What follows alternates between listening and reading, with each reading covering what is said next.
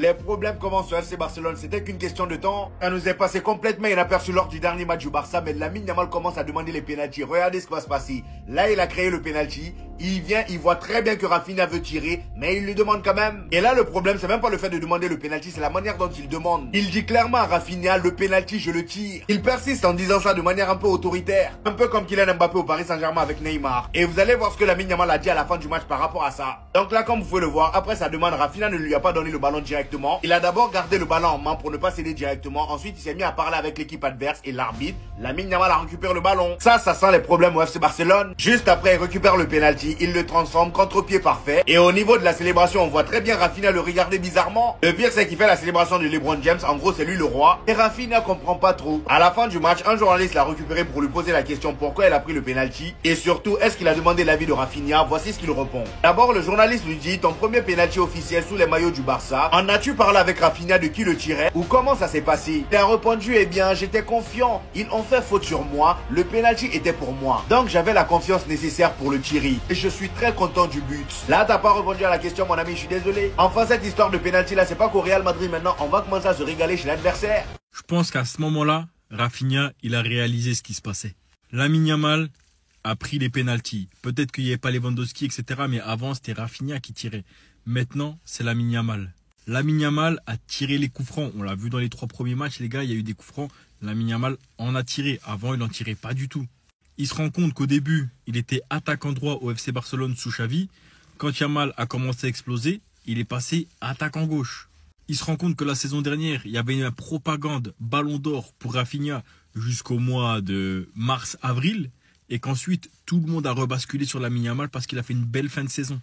Et je pense que là, les gars, ils doivent se rendre compte qu'en fait, peu importe ce qu'il fera au FC Barcelone, Lamine Yamal est devenu trop grand et qu'il sera toujours dans l'ombre de Lamine Yamal, peu importe la saison qu'il fait. Et pour preuve, les gars, on a la saison passée où Rafinha a été vraiment le joueur le plus constant du FC Barcelone. Il a été vraiment incroyable et tout. Et Lamine Yamal a aussi été très très fort, attention, mais un peu moins constant, avec moins de statistiques. Mais par contre, sur son côté, il driblait mieux, il cassait plus de défense. Malgré tout ça, Rafinha a été relégué au second plan, si ce n'est au 3e plan derrière Pedri. Peut-être que c'est ça l'image de la carrière de Rafinha. Regardez les autres autour de lui briller, même quand lui est très fort. Quand un joueur prend de la puissance, ceci en est d'ailleurs le parfait exemple avec Lamine Yamal, que vous le voulez ou non d'ailleurs, je reconnais le visage de Rafinha, qui veut absolument pas donner le penalty à la base à Yamal qui le réclame. Bizarrement, j'en verrai pas grand monde parler, et le résultat c'est ça. Il y a quelques temps, il n'aurait même pas osé lui demander. Mais il a compris et c'est là que tout s'arrête. Hormis le fait qu'il est rentré dans la phase où le Barça a compris l'importance de ce joueur et a commencé à lui léguer un peu de pouvoir. En tout cas, on sait qu'il a prolongé avec certains détails en plus. Dans l'aspect personnel, il a aussi compris que c'est l'une de ses seules manières de gonfler ses stats. Très influent dans le jeu, certes, mais la saison que vient de pondre Lamine Yamal il y a pas longtemps, avec un peu plus de buts, notamment des penaltys, des coups francs. Vous saviez ce que ça aurait été au Ballon d'Or? Peut-être qu'il aurait eu une grande possibilité de passer devant Ousmane Dembélé. Aujourd'hui, il est dans sa quête, quitte à se mettre tout le monde à dos, parce que oui, que vous le voulez ou non, encore une fois, Rafinha est conscient de cela. C'est aussi ici que l'esprit collectif commence à se dégrader. On l'a vu avec de nombreux joueurs. Attention aux égos. Le Barça, vous pensiez ne pas être atteint par tout ça. Mais la prise de puissance chez l'être humain et d'en vouloir toujours plus, sachez que c'est naturel. À part pour ceux qui savent garder les pieds sur terre. Les gars, Lamine Yamal, il devient tellement gaze qu'il supplie Rafinha de lui faire tirer les pénaux. Regardez-moi ça. Il lui demande de prendre le péno. Et là, Rafinha, il rigole. Il se fout de sa gueule carrément. Et il le veut vraiment son péno. Il veut ses stats. Maintenant, il en a plus rien à foutre, Lamine Yamal.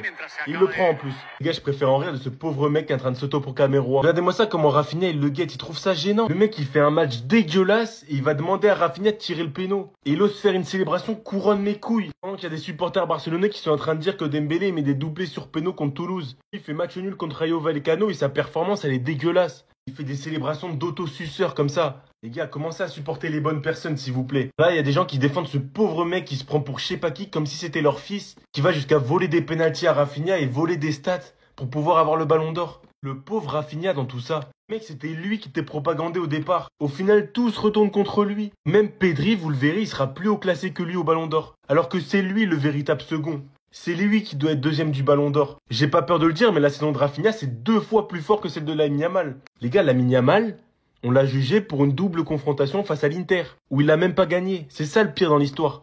Franchement, je comprends plus. Vraiment, le football d'aujourd'hui, je comprends plus. Dis-moi ce que t'en penses dans les commentaires. N'hésite pas à liker, à t'abonner tous les jours chez des vidéos sur l'actu du football.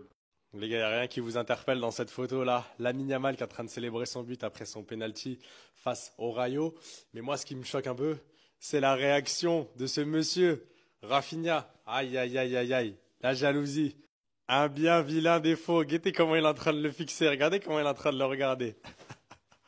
Raph, pas toi. Je sais que vous êtes en concurrence pour le Ballon d'Or. Mais doucement. Faut doser sur l'envie. Faut doser sur le regard. T'es filmé en 4K. Audiovision. C'est pas bon ça.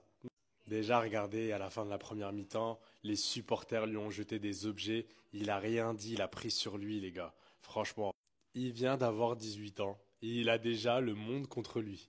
Quand c'est pas les joueurs, quand c'est pas les coéquipiers, quand c'est pas les supporters adverses, quand c'est pas les tweetos, il y a toujours quelqu'un pour se mettre sur son chemin. Mais à un moment donné, être contesté, c'est être constaté. Et Lamine Yamal, je crois qu'il l'a bien compris, parce qu'à sa réaction, il a complètement accepté. Pourquoi je fais cette vidéo? Parce qu'à un moment donné, on s'est posé la question, est-ce que Lamine Yamal, à son jeune âge, il ne va pas péter les plombs? Est-ce qu'il ne va pas lui arriver ce qui est arrivé à plein d'autres de ses anciens, de ses aînés? C'est-à-dire Ben Arfa, Nasri, Neymar. Un tas de joueurs ont pété les plombs à cause des à côté du football. La presse, les critiques, la pression sociale, la pression familiale. Il y a plein de joueurs qu'on peut vous citer qui n'ont pas réussi à gérer ça. Mais le petit là, au vu de sa réaction et de son jeune âge, il est déjà exposé très très tôt. J'ai l'impression qu'il va réussir à s'en sortir et qu'il va nous pondre une très grosse carrière. Après, il y a toujours l'extra sportif. Des fois, il s'amuse, ça fait parler. Les réseaux sociaux, on entend parler de tout ce qu'il fait. Mais il ne faut pas tout mélanger. Et quand je vois ce genre de réaction, quand je vois de la manière dont il arrive à se sortir de certaines polémiques, il arrive à vraiment passer à autre chose, à ne pas être rancunier, à sourire. On le voit sourire sur la vidéo. Les mecs sont en train de lui jeter des objets. Regardez Vinicius, les réactions qu'il pouvait avoir. Le petit là, il a que 18 ans. Il faut toujours replacer dans le contexte. On sait, oui, pour vous, c'est difficile d'accepter qu'il a 18 ans. Mais un joueur de cette trempe, à cet âge-là, avec la maturité qu'il arrive à dégager, je vous assure, pour moi, c'est du jamais vu. Maintenant, on va voir ce qui va se passer pour la suite. Mais moi, le petit, je suis son avocat. Donc, quand vous avez un dossier à déposer, Flick a plusieurs trucs à gérer durant cette trêve. Déjà les égos, celui de Rafinha, Yamal et Olmo qui jouent beaucoup trop perso. Rendre efficace notre pressing qui était notre force mais qui maintenant est notre faiblesse. Je vous expliquerai plus tard pourquoi. Trouver qui sont nos défenseurs titulaires. Et faire comprendre à ces joueurs qu'ils doivent mettre beaucoup plus d'intensité et de volonté malgré l'adversaire. Car comme Flick l'a dit, si nous ne jouons pas à 100%, nous ne gagnerons aucun titre. Concernant les égos de Yamal et Rafinha, je pense que ce sera pas bien dur. Un simple savant de Flick, plus de la concurrence Rashford. Rooney Bardi, je pense que les deux déjà ça va les calmer.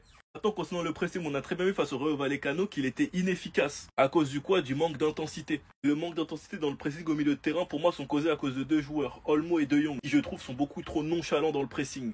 Sachant que Olmo n'est pas forcément très rapide. Parce que de base, on joue haut pour presser haut, quitte à se mettre en danger, car cela peut déstabiliser l'adversaire et l'empêcher de relancer correctement. Parce qu'il doit prendre des décisions rapidement, être précis, sans pour autant perdre la balle. On s'expose certes beaucoup, mais on met aussi notre adversaire dans des situations compliquées. Comme vous pouvez le voir, la ligne est haute, le joueur fait la passe, mais son joueur était hors jeu. Genre vraiment les gars, c'est tout un art sans pressing coordonné avec intensité. On se retrouve exposé avec des joueurs qui finiront en 1 contre 1 avec notre gardien.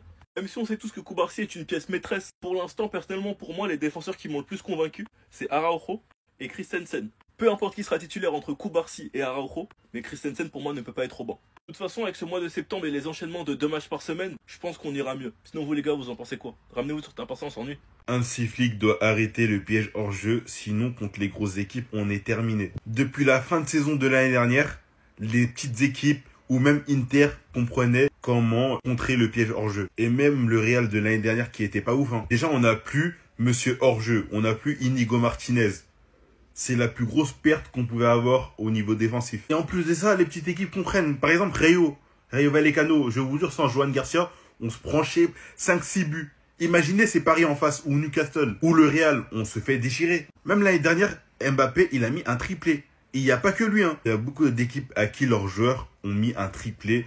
Borja Iglesias, après j'en ai oublié. Heureusement, on était remonté. Moi, je savais que c'était que l'année dernière que ça pouvait marcher, pas sur plusieurs années. Hansi Flick, s'il te plaît, ne sois pas têtu comme Xavi. Si tu vois que ça marche plus, arrêtons le piège hors jeu. Les gars, la défense, elle est trop vulnérable. On peut se prendre des buts de tous les côtés. Malgré qu'il y a les hors-jeux qui marchent, il y a beaucoup de fois où on manque le hors-jeu. En plus, il n'y a plus Inigo Martinez. Faut changer ça, sinon ça sert à rien de croire à une LDC. Hein. Ce Barça est finito, leur prime n'aura duré qu'un an et le vestiaire commence déjà à exploser. D'après Flick, les joueurs ne joueraient plus pour le collectif mais pour leurs stats individuels. D'ailleurs, on l'a vu avec Rafinha hier qui aurait pu faire la passe en retrait pour Ferran Torres qui était complètement démarqué, mais il a choisi la frappe hors cadre. D'ailleurs, à sa sortie, il avait l'air complètement dégoûté. Et ça, mes amis, c'est toujours le signe d'une équipe qui va s'effondrer dans les gros rendez-vous. Moi, je vous le dis, ça sent la grosse fessée contre le PSG en Ligue des Champions. Et franchement, ça m'étonne pas, ça fait des mois qu'on vous dit que vos cracks commencent à prendre la grosse tête mais vous faisiez les aveugles. Résultat, Flick est déjà à bout en à peine quelques semaines. Donc retenez ce que je vais vous dire, le Barça va sûrement finir deuxième de Liga derrière l'immense Real Madrid et en Ligue des Champions, ils vont encore une fois nous offrir un flop historique. Un petit quart de finale maximum, éliminé de manière misérable que ce soit contre Liverpool, le Bayern ou le PSG. Moi en tout cas, je vois ça gros comme une maison. Flick est déjà en train de perdre son vestiaire et la saison ne fait que commencer. Ça sent vraiment pas bon pour eux. Les gars, ça chauffe. Le journal catalan Sport. Flick doit faire attention. Avec une telle performance, il pourrait ne pas terminer la saison en tant que l'entraîneur de Barça. Je vous avais dit ici, non? Ça sort, boum, surprise. Xavi a rejeté la chance de devenir le nouveau entraîneur de Bayern Leverkusen, selon Marca. Je vous avais dit, Hansi Flick ne peut pas être entraîné quelque part pour 2 ans. Regardez bien son parcours. Bayern Munich, il n'a pas fait 2 ans. C'est le même Bayern qui a tapé le Barça. Deuxième saison, on a chicoté le Bayern partout. Mais c'est juste parce que quand on est barcelonais, on ne comprend pas. Lui là-haut, est-ce que c'était obligé d'aller à Liverpool? Non les gars, c'est incroyable. C'est parce que Liverpool va jouer avec le Real de Madrid. Boum, here we go, Liverpool. 150 millions d'euros. Wesh, les gars, je comprends pas.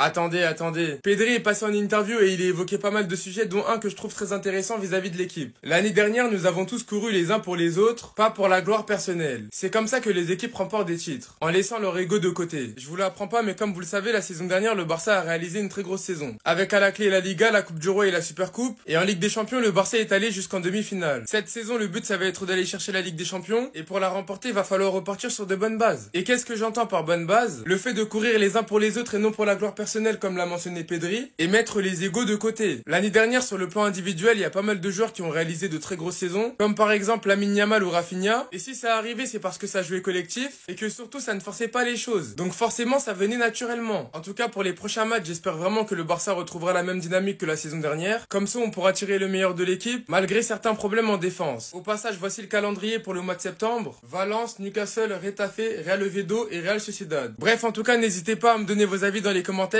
histoire de savoir ce que vous en pensez, et moi je lirai tout ça. 18 ans. Tellement il est arrogant qu'Adidas lui a fait faire un logo signature à 18 ans. Ça veut dire qu'un peu comme un NBA, il aura sa chaussure signature, des vêtements peut-être signature à son blaze et tout. C'est stylé de fou. Bon, par contre le 304, hein, c'est un mélange de certains trucs architectural. Voilà. De Barcelone, bref, les monuments, etc. Je sais pas, bref. Bon, moi je trouve pas ça fameux, mais bon, on voit bien le 304. Nous-mêmes, nous savons, il n'oublie pas d'où il vient. Le bonhomme de Rocafunda, voilà, même le daron, hein, il l'a mis lors de l'Euro. Voilà, 304. Pourquoi ça fait bizarre que le roi du football d'être ça, en fait? Tous les records, je sais pas, c'est à 18 ans. Au foot, on a déjà eu quelqu'un avec son logo signature, sa chaussure signature, etc. Alors, vraiment appartenant qu'à lui. De toute façon, c'est ça l'influence, en fait. Vous avez beau parler sur lui, il vous calcule pas. C'est nous, en fait, nous, on répond, on prend ses patins, mais lui, il calcule pas. Et le futur Ballon d'Or est en cours de téléchargement. 18 ans, numéro 10 au Barça, champion d'Europe. Record de précocité. Que demande le peuple en fait? Ceux qui se prétendent aimer Lamine Yamal ou nous donner des conseils, gardez vos conseils. C'est que vous l'aimez pas, c'est tout. Mettez-vous à côté, laissez-nous, on le protège et on s'occupe de lui, de sa propagande et tout ce qui en suit. J'ai du mal avec les screens, mais il a dit en gros qu'on a pris 7 points sur 9 en Liga et que personne n'en parle parce que c'est des matchs à l'extérieur, pardon. Et qu'être à 18 ans dans la discussion du Ballon d'Or, c'est quelque chose qui doit être valorisé en espérant qu'il va le gagner, bien sûr. Bien sûr que tu vas le gagner.